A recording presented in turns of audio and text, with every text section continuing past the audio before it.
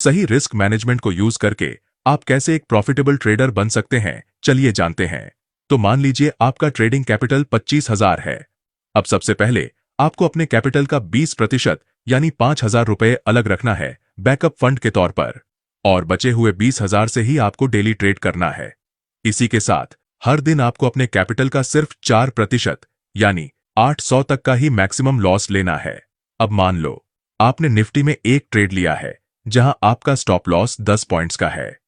तो अब position size निकालने के लिए हम डेली लॉस को स्टॉप लॉस के साथ डिवाइड करेंगे। तो आंसर आता है 80 क्वांटिटी। लेकिन क्योंकि निफ्टी के एक लॉट में 75 क्वांटिटी होता है, इसलिए हम 75 क्वांटिटी से ही ट्रेड करेंगे।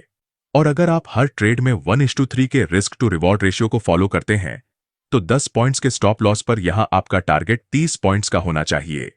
अब अगर आप इन रूल्स को फॉलो करके एक महीने में 12 दिन लॉस करते हो, तो आपका टोटल लॉस होगा 9,000 का। लेकिन वही अगर आप सिर्फ 8 दिन प्रॉफिट करते हो, तो आपका टोटल प्रॉफिट होगा करीब 18,000 का। इसी के साथ हमें हर ट्रेड में 60 रुपए का ब्रोकरेज के हिसाब से टोटल 1,200 रुपए का ब्रोकरेज देना होगा। तो अगर हम टोटल प्रॉफिट में से लॉस और ब्रोकरेज को माइनस करें, तो भी एक महीने के एंड में आप 7,800 रुपए के प्रॉफिट में रहेंगे। और इसका डिटेल पीडीएफ हमारे फ्री टेलीग्राम पे अवेलेबल है, जिसका लिंक बायो में दिया गया है।